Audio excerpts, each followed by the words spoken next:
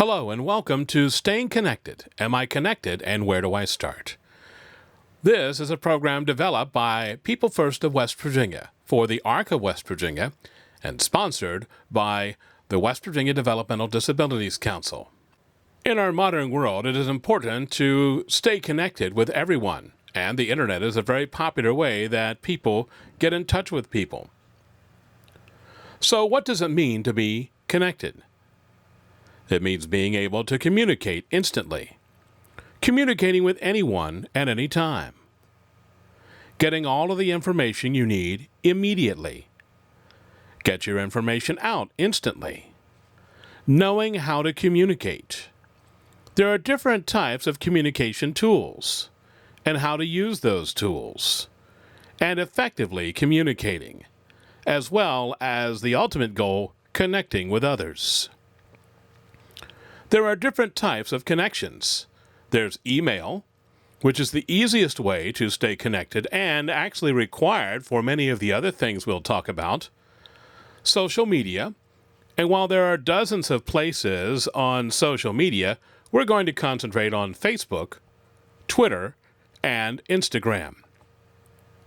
There are also blogs, or a weblog, which is a personal account of your own self-advocacy. Then there's YouTube, a place to share your stories on video with the world. You can also share videos on Facebook. One of the keys to all of this, just like a key to your house, is a password. Passwords are required when setting up any type of online account to keep it safe so only you can use it, similar to you have a key to your house or the place where you live so that only you can get in and out. Passwords are the first line of defense against cyber criminals. It's crucial to pick a strong password that's different for each of your important accounts, and it's a good practice to update your passwords regularly. Using a unique password for each of your important accounts, like email and online banking, will help keep it safe.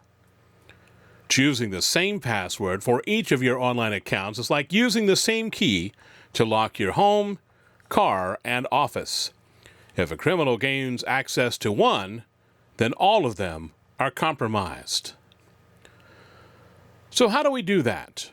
Well, follow these tips to create a strong password and keep it secure. As I've said, don't use the same password for an online newsletter as you do for your email or bank account. It may be less convenient, but picking multiple passwords will keep you safer. Also, keep your passwords in a secret place that is not easily visible. Now, writing down your password is not necessarily a bad idea, but if you do this, don't leave notes with your passwords out in plain sight, on your computer or on your desk. Some people tape them to their computer monitor so anyone just walking in the room can see the password. Also, use a long password made up of numbers, letters, and symbols. Now that may seem complicated, but it's not as hard as you might think. So let's see how you might do that. The goal is to make your password long to help keep your information safe. Adding numbers, symbols, and mixed-case letters makes it harder for a would-be snoop or others to guess or crack your password. So please don't use 1, 2, 3, 4, 5, 6 or password. And avoid using publicly available information like your phone number or the big numbers on front of your house. If you use that in your password, it will be easy to guess. If you live at 123 Main Street and you use 123 Main Street as your password, that will likely be easily guessed. It's not very original, and it isn't very safe. So try using a phrase that only you know.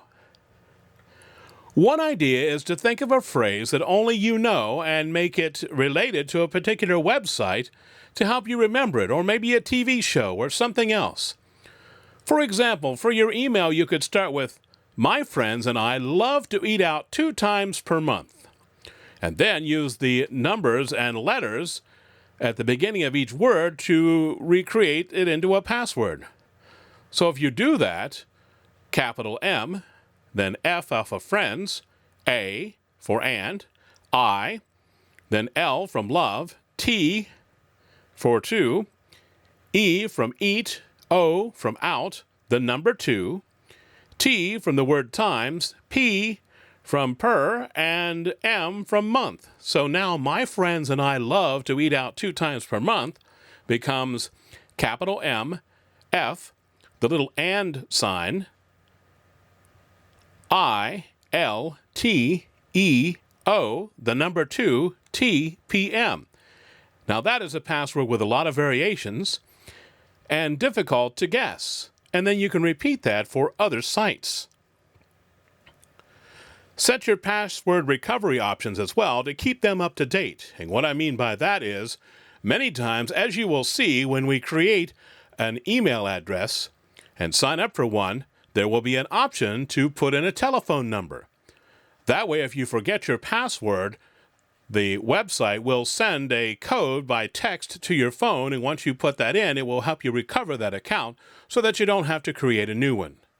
Many people have 2 or 3 Facebook pages because they have forgotten their password, did not set up the recovery option, and forgot it, and so then they were locked out and just created a new one. So now let's test the strength. We've got password 1, 2, 3, 4, 5, 6, and our new one that we just created off of that common phrase. We're going to go to a website called passwordmeter.com. P-A-S-S, passwordmeter.com.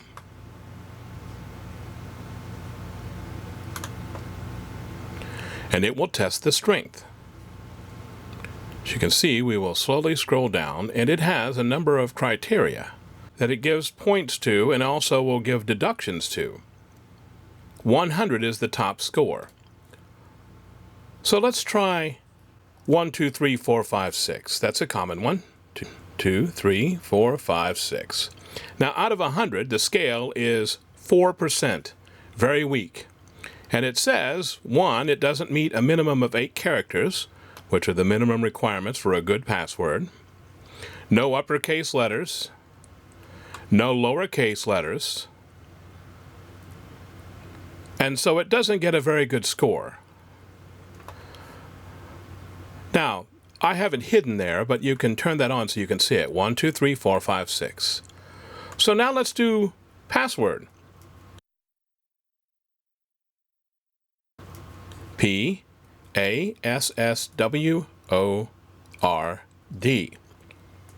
Well, it's a little better. Instead of 4%, it has 8% out of 100. Now, it gets 32 bonus points because it has a minimum of 8 characters, but there's still a lot of zeros, and there's deductions because it has consecutive lowercase letters. So, not a very good score. So now let's use the password that we created.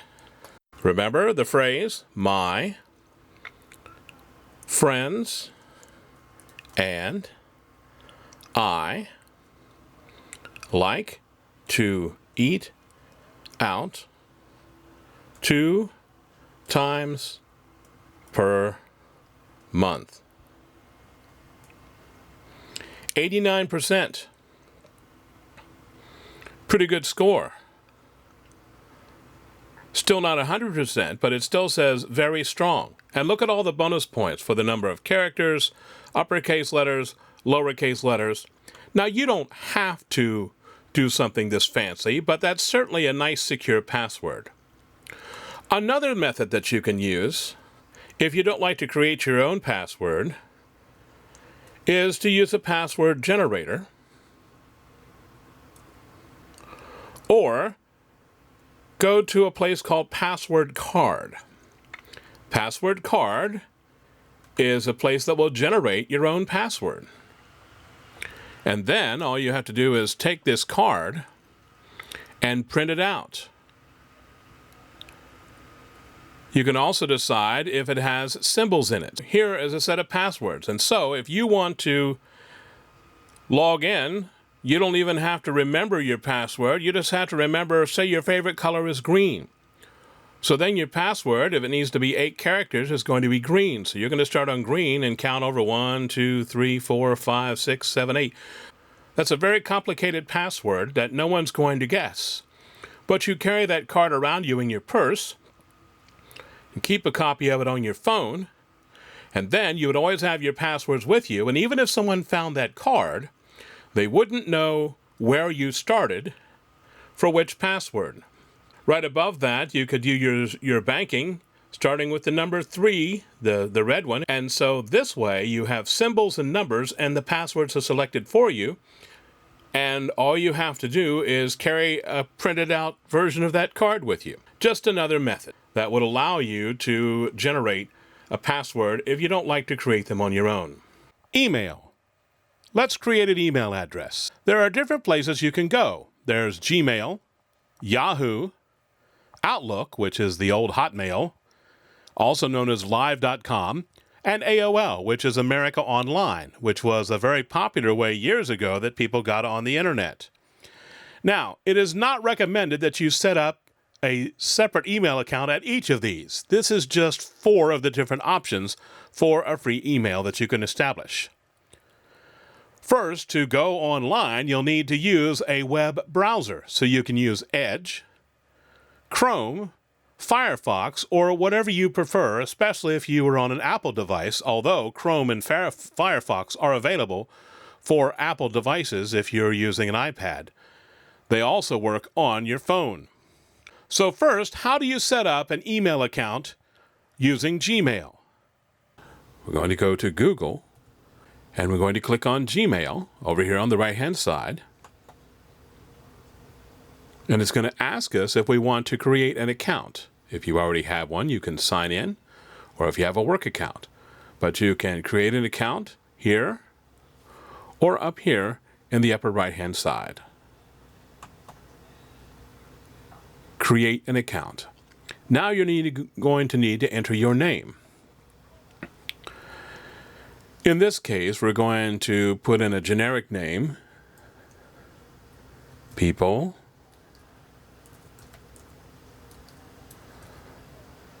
First. Since this is just for demonstration purposes, and then for username, you can pick whatever you want.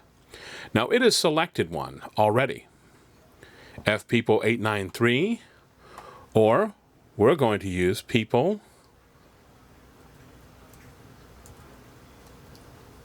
First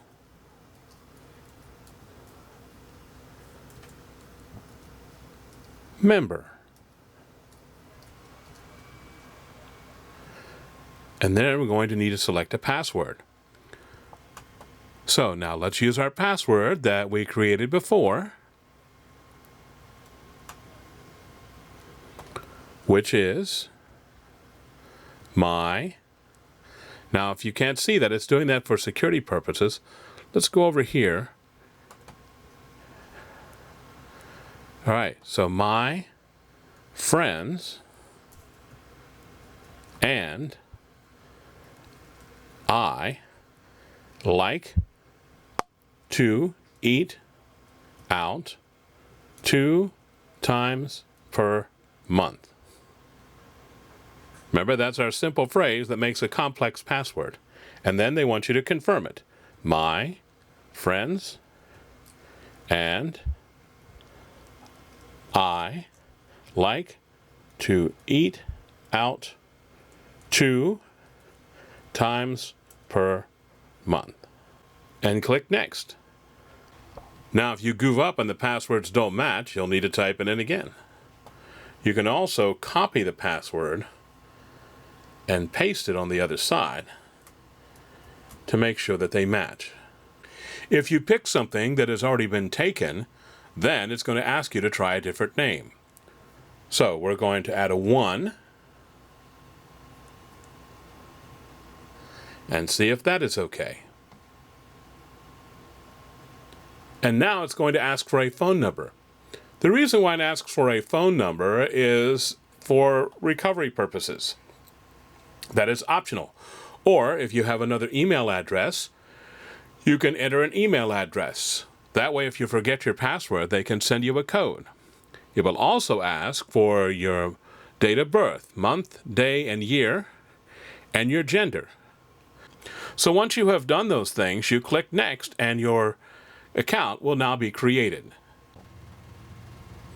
Now, let's go and create a different account. We're now going to go create one for Yahoo.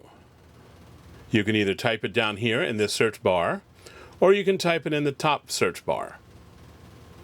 Let's go to Yahoo, Yahoo Mail, and you're going to notice something similar. On all of these platforms, the way to create an account is going to be the same. You're going to pick an email address after you click Create Account, and they're going to want you to put in your first name, last name, your email address, selecting our password again, a mobile phone number that will help you recover in case you forget your password, your birthday, with the day and year and the month, and click Continue, and then you will have a Yahoo account. All of these work very similar. They're all going to require that same information. So once you decide you're going to sign up, you'll need to create a password. Now, it is not recommended that you create one for all of these different platforms because you don't want to have several different email accounts. That can get very confusing. So I'm just showing you the different options. This is for Outlook, also known as Hotmail. Again, create free account. I'm going to want you to type in what your new email address is. Let's just do a sample. People first. Member.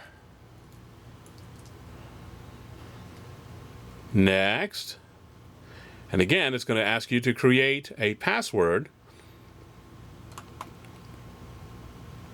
which we can put in, and then it will ask for your name, other information, and then you'll have a live.com or an outlook.com email address. The other one we wanted to look at was America Online, or you can simply type in AOL. AOL Mail. Again, create an account. Same thing. Name, pick an email address, put in your password, phone number, birthday, continue, and there you go. Very easy and no cost. But again, you only want to get one. There's no point getting an account for all of these different platforms. So now that you have an email address, what can you do with it? Well, you can share it with your friends to stay connected. You can sign up for services like Fair Shake Network and bill tracking from the West Virginia Legislature.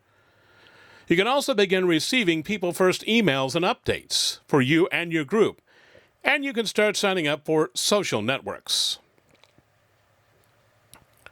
Social media, that is a way to broadcast your message. That's what the social part, and the media would be newspapers and radio. So social media is a way to share information in a broad sense from person to person, using the sites we talked about earlier, whether it's blogging or Twitter or posting on a forum or Facebook.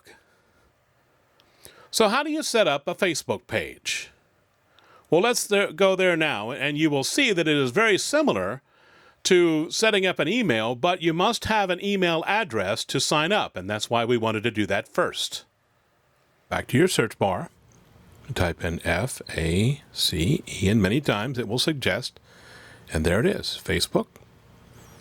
And if you don't have an account, sign up. And as with many things, again, just like with your email, first name, last name, mobile number or email, so you don't have to have an email, but you have to have some way to be connected. Select a password, which should be different than the one you use for your email, your birth date, male, female, or custom, and then click Sign Up, and there will be other questions. So what do you do once you set up a Facebook page? Well, you can find friends.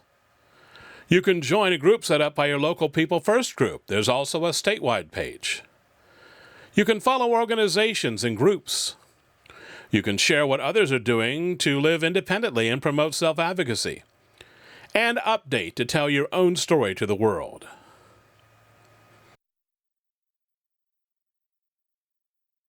How do you sign up for Twitter? Same thing.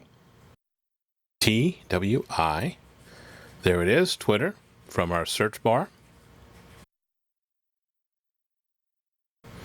If you have the app on your computer, it may want to try and sign in. There is the Twitter app. If you don't have an account, sign up. Once again, name, phone. You can use an email instead, your date of birth, which is not public. Go through the sign-up process. Again, do not use the same password that you use for anything else. So what do you do once you have a Twitter account? Well, you post tweets to tell your story. Now, Twitter is primarily for text, and then you can add pictures as well. As we'll find out, Instagram is the opposite. It's mainly for pictures and short videos that you can then add a little bit of text. So, how much can you tweet? Well, there is a limit. Most tweets continue to be very short. The most common length of a tweet back when Twitter first was formed was only 140 characters, and it was 34. Now that the limit is 280 characters, the most common length of a tweet is 33 characters, and you can only use 280 characters at a time. And then post a picture to go with your tweet to give a visual if you want to. And you can also follow people who have Twitter accounts and organizations like legislators, senators and representatives, People First organizations and others, and under people, friends and family. Instagram. How do you set up an Instagram account? Now, there are some places that will let you sign in because it belongs to another company. So you can actually log into Instagram using your Facebook account. You just have to log in. Or you can create a new account by clicking Sign Up. Fill in these fields, mobile number or email, your full name, pick a username, password, click Sign Up. The parent organization of Instagram is Facebook, so that's why you can sign in with it. So now that you have an Instagram account, what do you do with it? While Twitter is primarily for text with a few photos being attached, Instagram is a photo and video sharing site with text added to explain the photo or video. So you can instantly share photos or videos or even live things about your self-advocacy activities, but the videos are limited to a maximum of 1 minute. You can let people know the great things that you're doing, even with a disability. And you can show people barriers in the community that you can encounter and encourage them to do things to get rid of those barriers. And just like Twitter, you can follow people and organizations like senators and representatives, People First, and friends and family. What about a blog? Well, what is a blog? A blog is short for weblog, and it's an online journal or diary. Typically, a blog is viewed by many people online. Individuals write anything and everything on their blog, and it's a great place to tell your story. You can use a blog like a journal and update it frequently as you go day to day, or say you're going on a trip, you can update it day to day and keep a log on the web, thus weblog or blog of what's going on. There are different ways to set up a blog. You can add one to your Facebook page. You can also use WordPress to set up a blog, and there are many other platforms for setting up blogs as well.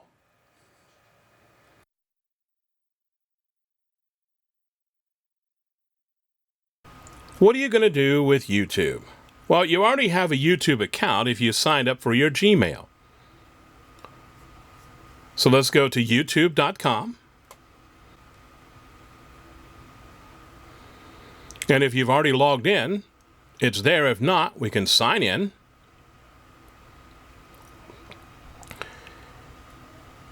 Here is our peoplefirstmember@gmail.com email address we created. We're going to put in our password. And now you're logged in. And so here is your YouTube channel. And there you will be able to find Self-Advocacy for people with disabilities if you want to search that. There's plenty of videos, TED Talks and things like that. Self-determination.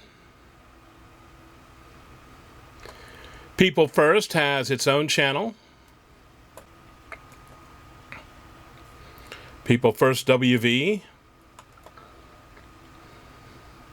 And if you don't like searching, you can subscribe to the channel. There are 50 videos on that channel. So we'll go to People First WV. And this is the People First channel. Those are the different candidates that ran for office this year, and some other videos on various topics and people telling their story. You can also tell your own story by going up here, create a video or post. If you have a camera, you can go live, or you can create a video and then upload it later. There are many tools on here for being able to create your video.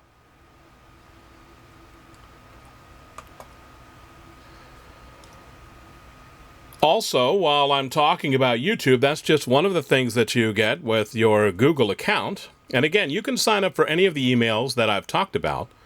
But if you go up here to these 9 boxes, there are different apps.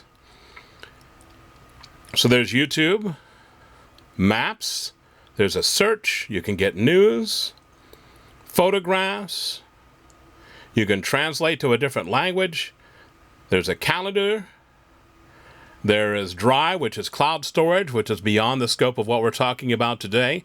Many things simply by using a Google account. But again, you're welcome to use Yahoo or AOL or Outlook because they all have different features that you're welcome to use. And again, these are all at no cost. Conference calls are another way to communicate, which we use. Conference call is a phone call with many people on at the same time. Used to have a group meeting without having to be face-to-face. And it's a great alternative if you don't want to leave your house. There's a teleconference every month, which is one of the ones you should be on. People First holds one monthly. All self-advocates and support staff are urged to attend. It's held the second Thursday of each month at 10 and 4. The phone number is 888-296-6828, and then you'll hear a computerized voice to put in your PIN, which is listed here, 361954. The voice will then ask you to speak your name, and once the conference call begins, you will be announced. You're now ready to start advocating for yourself on that call. Here's some important websites. People First of West Virginia, Fair Shake Network, Self-Advocates Becoming Empowered, the Association of University Centers on Disabilities, and the ARC of the United States.